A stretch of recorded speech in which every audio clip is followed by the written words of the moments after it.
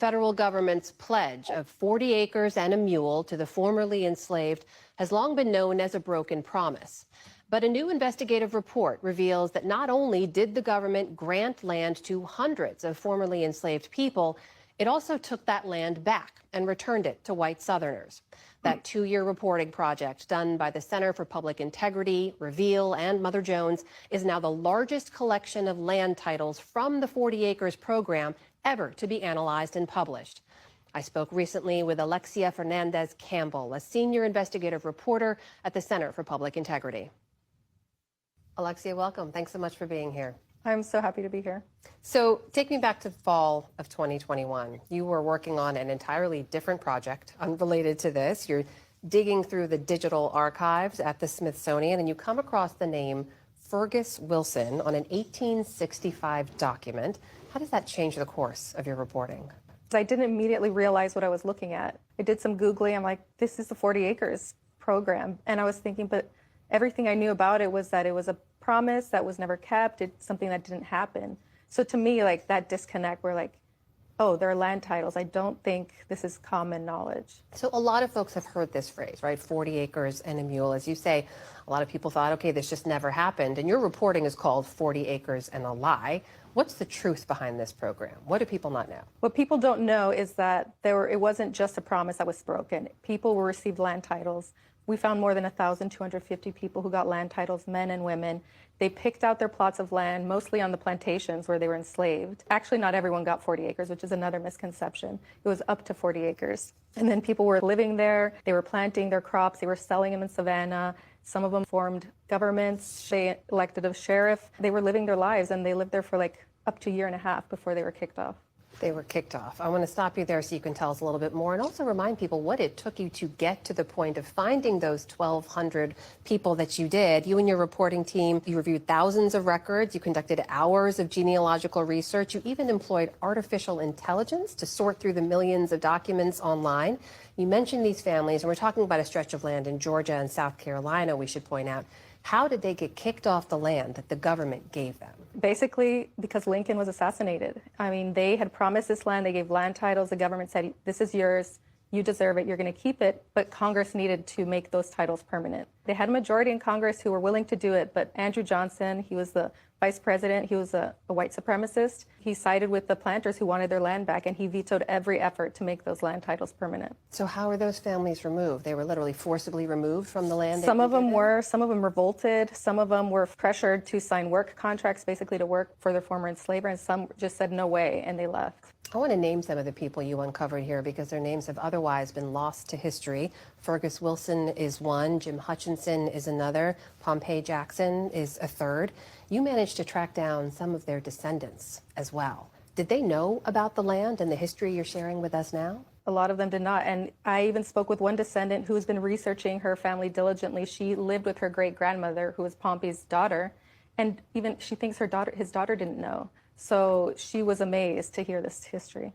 You did a little more research to talk about the value of the land. This is an important part of your reporting here. 1 4-acre lot that you identified in Jacksonville, Florida, based on a sale last year, that it would, today, 40 acres would be worth $2.5 million there. It's not just the land that was lost here in your reporting. Tell me about what else you found. Yeah, well, just that generational wealth that wasn't passed on. You know, this 40 acres land was all the coast. It's like expensive coastal real estate. We found gated communities, golf courses, and restaurants, incredibly valuable lands. This is wealth that was not passed on, and that's kind of what we're trying to show is the impact. This is not a history lesson only. It's the impact on people who are alive today. The people who live there now, the communities that are there now, is any of this history part of what they know? Are they aware of it? No, absolutely not. And it was very jarring for me to go to some places where there's no sign, other than like the Habersham Plantation gated community. That's, I guess, that sign.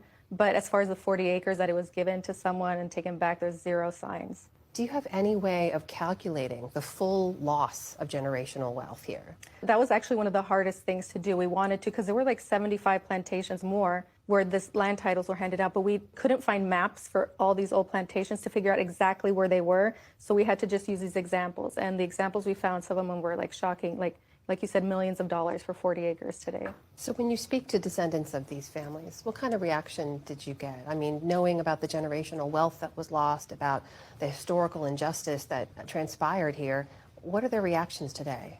People have had a lot of different reactions. I would say a very common one was cynicism, kind of like, yeah, of course the government took it away. Like, of course we would be given land and my ancestors would be given land and be taken away. That was just the beginning of like many hundreds of years of like injustices against the Black Americans. So a lot of people were not surprised. There were some people who were surprised to find out they were personally connected to that history, but no one was surprised that the land was taken back. There is a sort of what now component to all this, right? Is there a way to correct a historical injustice like this? Some people have been asking if there's any legal recourse.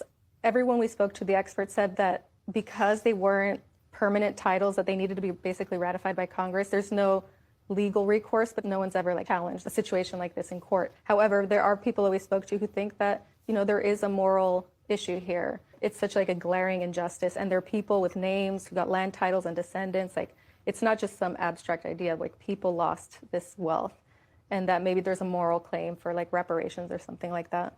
It's just a remarkable piece of reporting. I know a labor of love for you and your team, 2.5 years of work there. It's online now for anyone who wants to read the whole thing, 40 acres and a lot. Yeah, you know, the biggest thing I try to do when it comes down to my faith and my belief in Christ is I try not to hate. I mean, that is God's biggest thing with man, is that we don't hate and we forgive.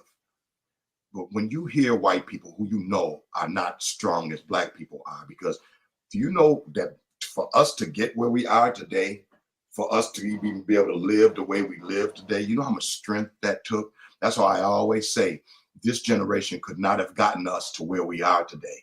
It took a strong generations of Black people for us to exist today, because of things that were done to us in the name of white hate.